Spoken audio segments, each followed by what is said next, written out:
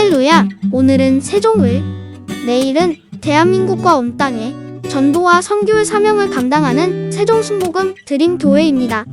하나님의 사랑과 은혜가 치유와 응답이 있는 성령 충만한 교회입니다. 구독과 중보기도로 드림가족이 되어보세요. 오늘도 주 안에서 참 좋은 날입니다. 너를 낮추시며 마침내 복을 주려 하심이라. 이 제목으로 말씀을 나누고자 합니다.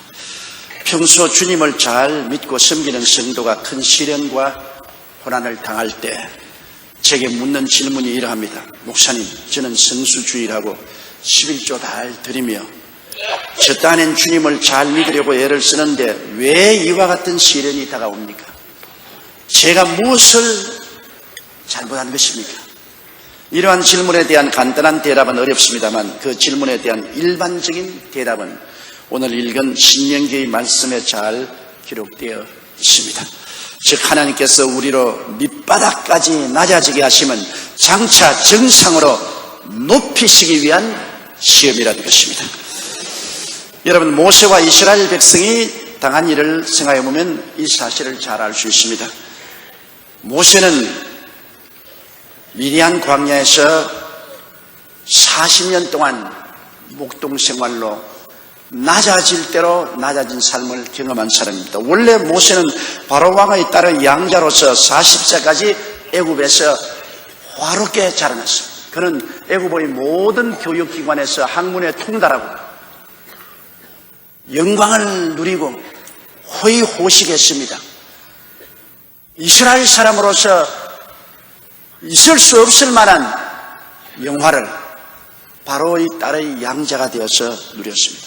그런데 그가 나이 40이 되자 자기 동족 생각이 나서 고난당하는 자기 동족들을 보기 위해서 노력장에 갔다가 애굽의 간역자가 이스라엘 백성을 때리는 것을 보고 달려들어서 그 애굽 사람을 죽여서 모래에 파묻어 버렸어요. 이스라엘 백성들이 자기를 모두 다 이스라엘의 구원자로 생각할 줄로 기도했는데 그 이튿날 나가보니까 동족끼리 싸우는지라 왜 동포끼리 싸우냐고 물으니까 그중 한 사람이 어제 너가 애굽 사람을 쳐 죽이더니 오늘 또 나를 죽이려고 하느냐? 누가 너를 재판관으로 세웠느냐? 그러고 반역을 했어요. 그리고 그 사람이 곧장 당국에 고발을 해버렸습니다. 동족에게 배신을 당한 것입니다. 그래서 놀라서 모세는 그 길로 미디안 광야로 도망을 쳤고 애굽 왕 바로는 모세를 잡아 죽이려고 백방으로 그를 쫓았습니다. 그는 미디안 광야에 가서 방황하다가 미디안 제사장 이드로의 집에서 대릴 사위가 되어 그 집 맏딸과 결혼을 해서 대릴 사위로서 그 집 무섬으로 40년 동안 목동 생활을 했습니다. 생각해 보십시오. 애굽의 왕궁에서 자랐으며 애국의 아름다운 미녀들과 같이 생활했고 그는 호의호식하고 모든 애굽의 학문에 통달하고 웅변이 능통하던 사람이 이제는 저 보잘것없는 미디안 광야의 족장인 이드로의 사위가 되어 얼굴에 화장기 없는 평범한 처녀를 구해서 아내로 삼고 이름 없는 곳에서 하루하루 그는 늙어가고 있었습니다. 양무리를 몰고 그는 광야를 다닐 때 앉는 곳마다 그의 무덤이요 일어서는 곳마다 그의 눈물처지였었습니다. 그는 너무나 안타깝고 너무나 버림받고 너무나 좌절하고 절망한 가운데 가슴을 치고 울고 울면서 40년의 세월을 지났습니다. 은간 세월이 흘러서 그는 머리가 100발이 되고 80이 되었습니다. 그가 낮아져도 그렇게 낮아질 수가 없습니다. 그런데 날 80세 호렙산 뜰기나무 가운데 야훼께서 나타났습니다. 뜰기나무가 불이 붙었는데 타지 않은지라 하도 신기해서 구경하러 가니까 뜰기나무 가운데서 하나님께서 말씀했습니다. 모세야 모세야 너가 선 곳은 거룩하니 발의 신을 벗어라. 그리고 하나님께서 말씀했습니다. 이제 이스라엘 자손의 부르짖음이 내게 달하고 애굽 사람이 그들을 괴롭게 하는 학대도 내가 보았으니 이제 내가 너를 바로에게 보내어 너로 내 백성 이스라엘 자손을 애굽에서 인도하여 내게 하리라. 그는 40년의 광야 생활에서 낮아질 대로 낮아지고 비천해질 대로 비천해진 이후에 80에 하나님과의 만남을 가지고 일약의 이스라엘의 위대한 지도자가 되었습니다. 그는 그 길로 지팡이만 의지하고 애굽으로 건너가서 바로와 대결하여 430년 종살이하던 이스라엘을 애굽에서 구출해내는 위대한 지도자가 되었으며 오늘 세계적인 종교 지도자가 되었던 것입니다. 낮아진 것은 하나님이 높이기 위해서 그렇게 한 것입니다. 하나님이 그냥 목적 없이 그를 광야에 40년 동안 낮춘 것은 아닙니다. 장차 높여서 위대하게 사용하기 위해서 그를 비천하게 낮추신 것입니다. 이스라엘 백성도 안 가진 것입니다. 이스라엘 백성들을 하나님이 부르실 때 놀라운 약속을 주셨습니다. 내가 내려와서 그들을 애굽인의 손에서 건져내고 그들을 그 땅에서 인도하여 아름답고 광대한 땅, 젖과 꿀이 흐르는 땅, 곧 가나안 족속, 헷 족속, 아모리 족속, 브리스 족속, 히위 족속, 여부스 족속의 지방에 이르게 하노라고 말씀하셨습니다. 젖과 꿀이 흐르는 땅이라니 상상을 해보십시오. 하나님께서 그들에게 환상을 주시되 기막힌 환상입니다. 오늘날 어떠한 캐치프레이즈도 이처럼 아름다운 캐치프레이즈가 없습니다. 젖이 흐르고 꿀이 흐르는 땅으로 너를 인도하겠다. 이 말을 듣자 이스라엘 백성들은 모두 다 감격하고 흥분하고 그들의 뛰는 가슴을 정지할 수 없었습니다. 그러나 그들이 젖과 꿀이 흐르는 가나안 땅에 이르기 전에 광야를 지내야 됐습니다. 그들은 홍해수가에서 애굽의 공격을 받아 구사일생으로 살아난 그들은 홍해수를 기적으로 건너고 난 다음에 광야로 들어가서 40년 동안 광야에서 고생을 했습니다. 여러분, 광야의 고생이란 그렇게 우리가 생각하는 쉬운 광야입니다. 이스라엘이 지난 그 광야는 정말 풀 한 폭이 없고 물 한 방울 없는 너무나 거칠고 황막한 광야였습니다. 모래바람 불고 뜨거운 햇빛이 자결하고 밤에는 추위로 말미암아 바위 터지는 소리가 쾅쾅 들렸습니다. 그러한 곳에 그들은 천막 치고서 의식주 생활이 낮아질 대로 낮아진 그러한 처지에서 살았습니다. 40년을 방황했습니다. 왜 그렇게 낮추었습니까? 왜 그렇게 고생했습니까? 그것은 장차 하나님이 젖과 꿀이 흐르는 땅에 들어가서 살게 하기 위해서 예비시킨 것입니다. 하나님은 높여주기 위해서 낮추신 것이지 목적 없이 낮추신 것은 아닌 것입니다. 마침내 그들은 젖과 꿀이 흐르는 가나안 땅에 들어갔습니다. 신명기 8장 15절로 16절에 보면 너를 인도하여 그 광대하고 위험한 광야 곧 불뱀과 정갈이 있고 물이 없는 간주한 땅을 지나게 하셨으며 또 너를 위하여 물을 굳은 반석에서 내셨으며 내 열조도 알지 못하던 만나를 광야에서 내게 먹이시나니 이는 다 너를 낮추시며 너를 시험하사 마침내 내게 복을 주리 하십니다.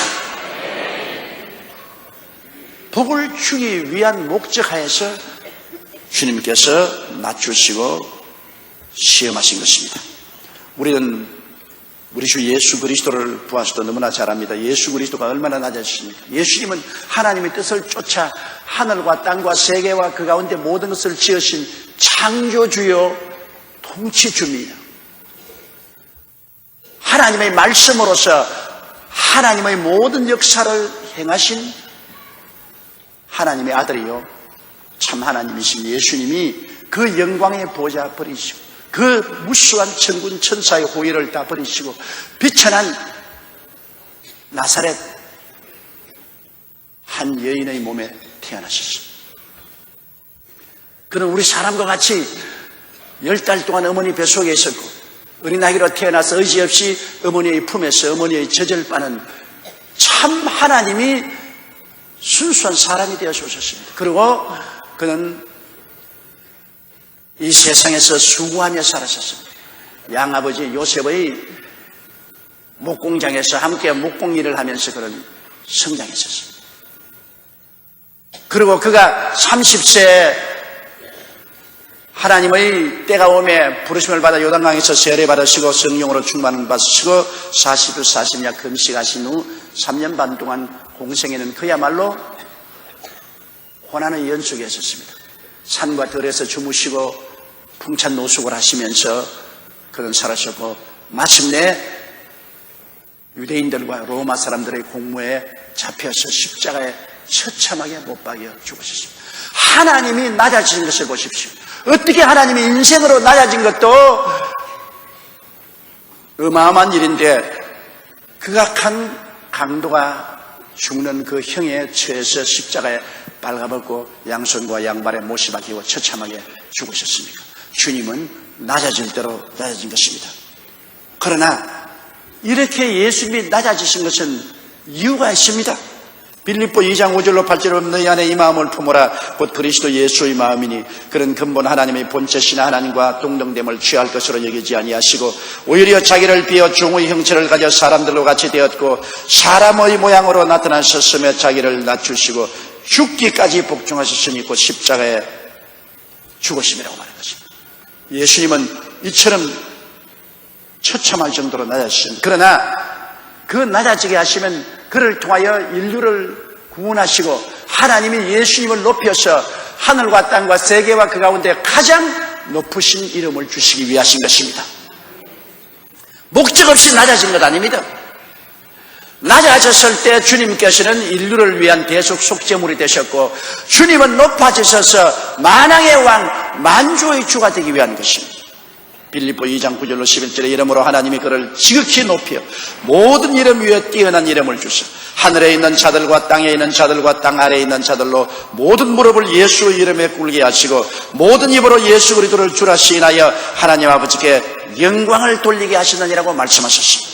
에베소서 1장 20절로 22절에 보면 그 능력이 그리스도 안에서 역사하사 죽은 자들 가운데서 다시 살리시고 하늘에서 자기 오른편에 앉히사 모든 정사와 권세와 능력과 주관하는 자와 이 세상뿐 아니라 오는 세상에 일컫는 모든 이름 위에 뛰어나게 하시고 또 만물을 그 발 아래 복종하게 하시고 그를 만물 위에 교회로 머리로 주셨느니라.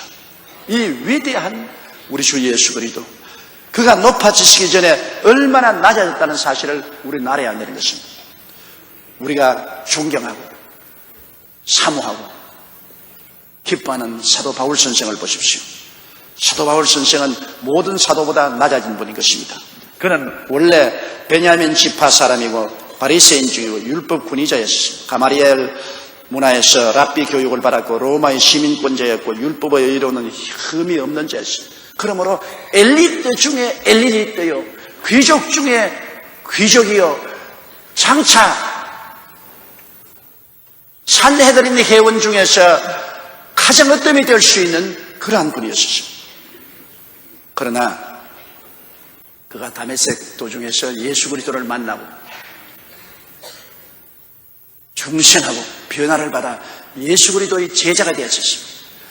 그때 이후로 하나님은 이 바울을 사용하기 위해서 낮추셨습니다. 그는 정말로 고생을 많이 하고 낮추었습니다. 고린도후서 11장 23절로 30절에 보면 저희가 그리스도 일꾼이냐 정신이 없는 말을 하거니와 나도 더욱 그러하도다. 내가 수고를 넘치도록 하고 옥에 갇히기도 더 많이 하고 매도 수없이 맞고 여러 번 죽을 뻔하였습니다. 유대인들에게 40에 하나 감한 매를 5번 맞았습니다. 3번 태장으로 맞고 1번 돌로 맞고 3번 파선하였는데 일주야를 기품해서 지냈다고 말하셨습니다.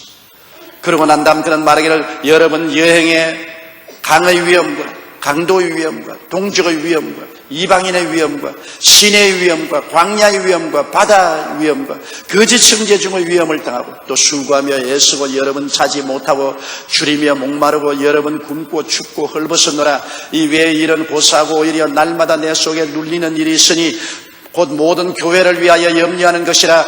누가 약하면 내가 약하지 아니하며 누가 실족하면 내가 애타지 않더냐. 내가 부득불 자랑할진대 나의 약한 것을 자랑하려고 말씀한 것입니다. 이와 같이 바울은 너무나 고생을 많이 하고 낮아질 대로 낮았습니다. 그는 천사들과 온 세상 사람들 앞에서 구경거리가 되었다고 말하셨습니다. 왜 바울 선생은 이렇게 낮아졌습니다. 물은 높은 데서 낮은 곳으로 오릅니다. 그가 낮아지고 낮아질수록 하나님의 은혜는 그 속에 더 많이 고일 수 있게 하기 위한 것이었습니다. 고린도전서 5장 15장 10절에 나의 나된 것은 하나님의 은혜로 된 것이니 내게 주신 그의 은혜가 헛되지 아니하여 내가 모든 사도보다 더 많이 수고하였으나 내가 아니요 오직 나와 함께 하신 하나님의 은혜라고 말한 것입니다. 그 결과로 하나님께서는 어떻게 하십니까? 바울 선생을 높였습니다. 여러분, 오늘 신약 성경 27권 중에 14권을 바울 선생을 통해서 하나님이 적으셨습니다. 성경 27권 가운데 14권, 그것도 가장 핵심적인 진리를 바울 선생을 통해서 하나님이 계셨으며 성경 중에 성경이라고 하는 로마서를 바울 선생을 통해서 기록했습니다. 만일 성경에 로마서가 없었으면 우리 주 예수 그리스도의 구속 사역의 결정적인 신학을 우리는 갖지 못했을 것입니다. 성경 다 우리가 잃어버린다 하더라도 로마서 한 권만 가지고 있으면 우리는 그리스도의 핵심적인 진리를 알고 구원받을 수 있습니다. 그런 위대한 계시를 하나님은 바울 선생을 통해서 나타나셨습니다. 하나님이 바울 선생을 심히 낮추신 것은 그를 인류 역사를 통해서 이렇게 위대한 계시를 통하여 높이기 위한 것이었습니다. 그리고 바울 선생은 하늘나라에 올라가시도 높고 위대한 자리를 얻었을 것이고 그 기대가 넘쳤습니다. 그는 디모데후서 4장 7절로 8절에 내가 선한 싸움을 싸우고 나의 달려갈 길을 마치고 믿음을 지켰으니 이제 우리는 나를 위하여 의의 면류관이 예비되었으므로 주 곧 의로운 재판장이 그날에 내게 주실 것이라는 그러한 담대한 믿음의 기대와 소망을 가질 수가 있었습니다. 그는 고린도후서 4장 11절에 말하기를 우리의 잠시 받는 환난에 경한 것이 지극히 크고 영원한 영광에 중한 것을 우리에게 이루게 한다고 말씀하셨습니다. 고린도후서 12장 10절에 그러므로 내가 그리스도를 위하여 약한 것들과 능력과 궁핍과 핍박과 곤란을 기뻐하노니 이는 내가 약할 때 곧 강함이라고 말한 것입니다. 주님께서 우리를 약하게 하시는 것은 강하게 만들기 위해서 약하게 하는 것이지 약하게 하기 위해서 약하게 하지 않습니다. 낮추신 것은 높이기 위해서 낮추시는 것이지 낮추어서 멸하려고 하시는 것은 아닌 것입니다. 왜 하나님께서 우리를 낮추시니에 높이시겠습니까? 그냥 높이시지 왜 낮추는 기간을 가지시겠어요? 그것은 우리 아집을 깨뜨리기 위한 것입니다. 내 중심이 아닌 주님 중심의 사람으로 만드시기 위한 것입니다. 우리는 아담과 하와의 타락한 성품을 통해서 태어났기 때문에 내 중심의 인간 생활을 살려고 합니다. 아집이 꽉 들어차 있습니다. 이 내 중심의 아집을 무너뜨리고 주님 중심으로 세우기 위해서는 먼저 무너뜨려야 돼요. 여러분, 낡은 건물을 없애고 좋은 건물을 지으려면 먼저 낡은 건물을 폭파해야 돼요. 무너뜨려야 돼요. 그래야 그 자리에 좋은 건물을 짓습니다. 우리를 하나님의 훌륭한 그릇으로 만들기 위해서는 옛 아담의 성품을 깨뜨려야 돼요. 신명기 8장 10절에 또 두렵건대 내가 마음에 이르기를 내 능과 내 손 힘으로 내가 이 재물을 얻었다. 내 능력과 내 손으로 내가 오늘날 승리하고 성공하고 복을 받았다고 이렇게 하는 아집이 인간에게 있습니다.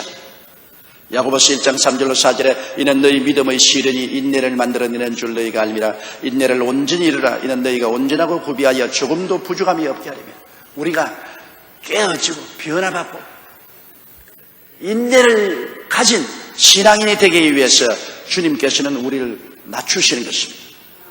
사람들은 낮아졌을 때 깨어지고 하나님 앞에 손들고 들어옵니다. 자기가 부귀영화 공명이 있고 높아졌을 때는 아집에 꽉 들어차서 주님이 들어오실 곳이 없어요. 마음이 가난한 자는 복이 나니 천국이 저희 것이라는데 가난하고 빈 곳에 채울 수가 있지요. 꽉 들어찬 곳에는 아무것도 채울 수가 없지 않습니까? 여러분이 잔에 물을 가득 채워놓고 난 다음 자꾸 와서 뭘 좀 채워주십시오 하면 못 채우잖아요. 먼저 물부터 부어야 되잖아요. 그래야 빈 그릇에 채우죠. 하나님께서는 여러분을 빈 것으로 만들기 위해서는 낮추어야 되는 것입니다. 그래야 하나님이 채울 수가 있는 것입니다. 우리 김포승전 원유희 안수 집사와 김경자 권사님의 이야기를 들어보십시오. 14년 전 권사님은 이웃의 전도로 예수님을 믿었습니다. 그러나 남편 아집이 강해 믿기를 거부했습니다. 자녀들과 남편 구원을 위해서 우리 권사님이 기도를 많이 했는데 어느 날 갑자기 권사님 목에서 피가 넘치더라고요. 뚜렷한 통증은 없고 믿음도 약한 때라 남편 몰래 자기 마음대로 결핵약을 사서 결핵약을 먹었는데, 그러나 병은 점점 도해졌습니다. 6개월째 되니까 얼굴도 시커멓게 되고 기침도 하고 피도 많이 토하는 자 남편에게 발각이 되었습니다. 그래서 큰 병원에 가보니 폐암이란 선고를 받았습니다. 암세포가 오른폐 전체 여기저기에 퍼져 있어 손을 쓰기 너무 늦었으니 수술도 못하고 아무 오래 살아봤자 2달밖에 못 산다는 사형 선고를 받았습니다. 그때야 비로소 남편은 충격을 받았습니다. 그렇게 완강하던 그 아집이 산산조각으로 깨어지고 하나님께 납작 엎드려서 아내를 살려달라고 몸부림치며 기도하기 시작했습니다. 인간의 한계를 느끼고 무릎을 꿇고 불신앙을 통해 자복하며 믿음의 기도를 계속했는데, 의사가 죽는다고 하던 한 달이 지났는데도 권사님은 점점 그때부터 얼굴이 더 좋아지고 광채가 나고 몸에 활기가 돋았습니다. 그래서 병원에 가서 재검사를 해달라고 하니까 안 해줘요. 왜냐하면 필요 없다고. 암이라는 것이 그렇게 한 달 만에 좋아지지 않는다고. 필요 없다고. 그러나 억지를 쓰니까 할 수 없이 병원에서 다시 조사를 해주었습니다. 그 결과 의사는 너무나 믿기 어려운 일을 발견했습니다. 온 폐 전체에 퍼져 있던 암이 한 곳으로 똘똘 뭉쳐서 모여 있어요. 그래서 병원에서 그 모여있는 것을 드러내버렸습니다. 그 남편이 눈으로 보니까 분명히 암덩어리입니다. 하나님이 온 폐 전체에 퍼져있던 암을 한 곳으로 모아서 그걸 적출해내요. 그러고 난 다음에 재발해서 죽었으면 문제가 복잡하게 될 것인데, 수술한 이후 14년째 지금까지 건강하게 열심히 부부가 봉사하며 하나님을 섬기고 살고 있습니다. 그건 왜냐하면 남편을 구원하기 위해서 부인이 십자가를 걸머진 것입니다. 남편이 완악하니까 남편을 낮추기 위해서 그 아내가 십자가를 걸머진 것입니다. 그 고난이 다가오니 아집이 깨어지고 납작하고 아내 때문에 통곡하고 회개하고 예수님을 믿고 부르짖으니 하나님이 구원해 주시고 치료해 주신 것입니다. 여러분, 교만을 깨뜨리는 것은 우리가 낮아지는 길밖에 다른 도리가 없습니다. 신명기 8장 18절에 내 하나님 야훼를 기억하라. 그가 내게 재물 얻을 능을 주셨습니다. 이같이 하시면 내 열주에게 맹세하신 언약을 오늘과 같이 이루려 하심이라고 했는데, 우리가 이 세상의 영적인 재물, 마음의 재물, 육신의 재물, 생활의 재물을 얻게 하는 것이 하나님의 뜻이기 때문에 이렇게 그냥 얻으면 교만해져가지고서 날 좀 보시오, 내 지혜와 능력과 내 능으로 이 일을 이루었다고 할 것이 아닙니까? 그러므로 하나님은 우리 교만을 깨뜨리고 난 다음에 하나님을 찬양하게 만들기 위해서 우리를 낮추시는 것입니다. 그리고 축복받은 후 세상으로 타락하지 않기 위해서 주님이 미리 낮추시는 것입니다. 왜냐하면 쉽게 축복을 받으면 쉽게 타락해버리고 마는 것입니다. 돈 번 사람 따로 있고 쓰는 사람 따로 있다고 말하지 않습니까? 록펠러 1세는 억만장자 부자였습니다. 그런데 그는 항상 사무실에서 식당에 내려와서 점심시간에 $2짜리 샌드위치를 먹습니다. $2짜리 샌드위치를 먹는데 그 아들은 친구들을 데리고 저 위층 좋은 식당에 가서 수백 달러 음식을 먹습니다. 그래서 그 웨이터가 아무리 봐도 알 수가 없어서 록펠러 씨, 어떻게 해야 당신은 이렇게 억만장자이면서 매 점심때 $2짜리 샌드위치를 먹고 있는데 아들은 저렇게 친구들을 데리고 좋은 곳에 가서 많은 돈을 풍덩풍덩 쓰면서 식사를 하는데 왜 그러십니까? 샌드위치를 씹어서 꿀꺽 삼키고 난 다음에 웨이터를 쳐다보고 싱긋 웃으시면서, 이 사람아, 나는 부자 아버지가 없지 않냐? 맞았어요. 부자 아버지가 없이 혼자 너무 수고하고 고생하면서 자수성가했기 때문에 억만장자가 되어도 돈을 못 써요. 겁이 나서 돈을 못 쓰고 아들은 공짜로 그냥 얻었으니까 뭐 아버지 의지하고 총 나가라 칼 나가라고 쓰는 거라. 그렇기 때문에 번 사람 따로 있고 쓰는 사람 따로 있어. 우리가 쉽게 복을 받아나면 그냥 총 나가라 칼 나가라 세상으로 그냥 나가서 세상만 짜거라요. 타락해버리고 말입니다. 그렇기 때문에 하나님께서 고생을 시키는 겁니다. 아예 처음부터 낮추시고 기압을 잔뜩 넣는 것입니다. 신명기 8장 11절로 14절에 내가 오늘날 내게 명하는 야훼의 명령과 법도와 규례를 지키지 아니하고 내 하나님 야훼를 잊어버리게 되지 않도록 삼갈지어다. 내가 먹어서 배불리고 아름다운 집을 짓고 거하게 되며 또 내 우양이 번성하며 내 은금이 정식되며 내 소유가 다 풍부하게 될 때 두렵건대 내 마음이 교만하여 내 하나님 야훼를 잊어버릴까 하노라. 야훼는 너를 애굽 땅 종되었던 집에서 이끌어내시고라고 말했습니다. 사람이 부귀영화 공명이 가면 하나님을 잊어버립니다. 타락해버려요. 그렇기 때문에 하나님이 미리부터 굉장히 낮추어서 자기가 얼마나 무능력하고 무력한 인간인 것을 깨닫게 하시고 난 다음 나중에 복을 받아도 이 복이 하나님이 주신 것으로 하나님을 두려워하면서 그 복을 누리게 만들어 주시는 것입니다. 여러분, 신앙의 가장 근본이 뭔지 압니까? 신앙의 근본이란 하나님을 두려워하는 마음인 것입니다. 하나님을 두려워하지 아니하면 신앙이 안 됩니다. 사람들은 쉽게 예수 믿고 난 다음 하나님을 이용해서 축복만 누리려고 하는 것입니다. 그렇기 때문에 쉽게 타락하죠. 하나님을 두려워해서 하나님께 앞에서 떨어야 돼요. 자녀 교육도 그렇잖아요. 집에 무서운 분이 있어야 돼요. 아버지도 어머니도 무서워하지 않고 그냥 우냐우냐만 하면 완전히 자식 망치는 것입니다. 집에 어떤 사람 무서운 사람이 있어야 돼요. 아버지가 무서워서 아버지 앞에 떨어야 돼요. 그래서 어머니가 중재를 쓰고 이렇게 해야 올바르게 자식이 자라지. 요사이 같이 아버지는 자식을 만날 수가 없으니 죄책감에 돈만 자꾸 주고 엄마는 치맛바람 날리고 집 비워놓고 떠나다니고 자식은 부모하고 교청할 시간도 없고 인격적으로 자랄 여가도 없고 두려워하는 사람이 없으니 완전히 망나니가 되어버리는 거죠. 가정에도 어린아이가 자라는데 제일 먼저 배워야 할 것은 아버지를 두려워하는 마음에서 그 다음 사랑도 하고 기쁘도 하는 것입니다. 하나님께 대한 신앙도 먼저 하나님을 경외할 줄 알아야 됩니다. 하나님을 두려워해야 돼요. 하나님을 겁내야 돼요. 그래야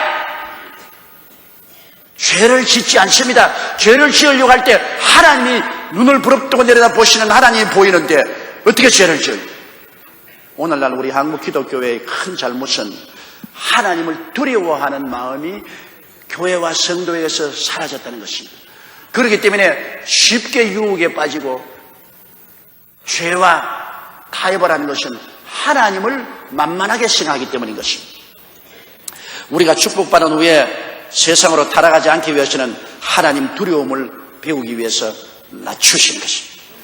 그리고 우리가 낮아질 때 순종함을 배우는 것입니다. 주님께서도 내 뜻대로 마옵시고 아버지 뜻대로 하시옵소서는데 히브리서 5장 8절로 9절에 보면 그가 아들이시라도 받으신 고난으로 순종함을 배워서 온전하게 되었은즉 자기를 순종하는 모든 자에게 영원한 구원의 근원이 되시다.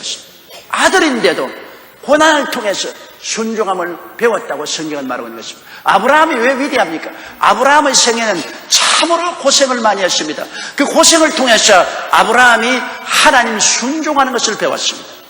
우리가 고생을 안 하면 오만하고 교만해지고, 그러나 고생을 많이 하면 겸허해지고 마음이 낮아지고 순종함을 배우는 것입니다. 그러므로 하나님께서 우리를 순종함을 배우기 위해서 우리를 낮추시는 것입니다. 그리고 우리가 낮아질 때 강인한 믿음을 얻는 것입니다.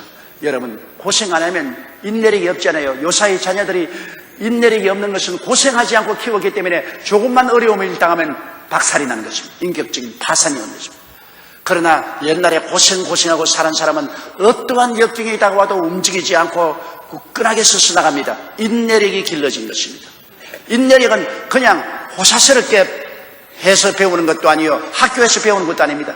인내력은 고생을 통해서 배우는 것입니다. 운동선수가 강한 훈련을 하는 것은 육체에 고생을 시켜서 인내력을 키우는 것입니다. 보스럽게 해서 힘을 얻을 수는 없는 것입니다. 히브리서 10장 38절에 오직 나 여인은 믿음으로 말미암아 살리라. 또한 뒤로 물러가면 내 마음이 저를 기뻐하지 아니하였습니다. 고생하지 않은 사람은 고난당하면 쉽게 낙심하고 뒤로 물러갑니다. 그러나 인내를 기르는 사람은 뒤로 물러가지 않죠. 군대가 왜 강인한 훈련을 시킵니까? 어마어마하고 고생시키는 것은 전쟁 났을 때 뒤로 물러가지 않고 이기기 위한 것입니다. 히브리서 11장 6절에 믿음이 없이는 기쁘시게 못하라니 하나님께 나아가는 자는 반드시 그가 계신 것과 또한 그가 자기를 찾는 자에게 상 주시님을 믿어야 할지라 했는데 이 믿음이 어떻게 생깁니까? 베드로전서 1장 7절에 너희 믿음의 시련이 불로 연단하여도 없어질 금보다 더 귀하여 예수 그리스도에 나타나실 때 칭찬과 영광과 존귀를 얻게 하려 했습니다. 불로 연단해야 돼요. 불같은 시험 당해야 돼요. 그래서 하나님이 연단하시고 낮추셔서 믿음을 강인하게 만들고 난 다음에 그 다음에 마침내 하나님 복을 주시면 이것을 누릴 수가 있게 되는 것입니다. 골짜기가 깊으면 산도 높습니다. 시련과 고난의 골이 깊으면 영광의 상급도 커집니다. 밑바닥 인생을 체험한 자만이 고귀한 삶을 누릴 수가 있습니다. 그 때문에 하나님께서는 젖과 꿀이 흐르는 땅에 가기 전에 광야를 지나게 하십니다. 하나님은 낮추신 후에 마침내 복을 주시고 높여준다는 사실을 우리는 알아야 되는 것입니다. 낮추심으로 아집을 깨뜨리시고 주님 중심의 사람으로 만들어주시며 교만을 깨뜨려서 겸손한 사람으로 만들어주시고 복을 받은 후에 세상으로 타락하지 않기 위해서 주님께서 시련을 주시며 불순종을 버리고 순종의 사람이 되게 하기 위해서 시련의 불을 통하게 하시며 약한 믿음을 버리고 강인한 믿음을 갖기 위해서 낮추시고 훈련하여 마침내 복 주시고 하나님의 자녀답게 훌륭하게 살도록 만들어주시는 것입니다. 다 같이 고개를 기도드리겠습니다. 사랑이 많으시고 거룩하신 우리 아버지 하나님, 우리가 주님을 믿고 일생을 사는 동안 크고 많은 일에 낮춤을 당하는 경험을 하옵니다. 하나님 아버지여, 하나님께서 우리를 낮추시면 마침내 높여주시기 위하며 시련을 통하게 한 것은 마침내 복을 주기 위해서 시련을 통하게 하신 것을 알게 하여 주시옵소서. 우리가 낮춤을 받을 때 낙심하지 말게 도와주시옵소서. 더욱 회개하고 깨어지고 변화받는 우리들이 되게 도와주시옵소서. 예수님 이름으로 기도드리옵나이다. 아멘.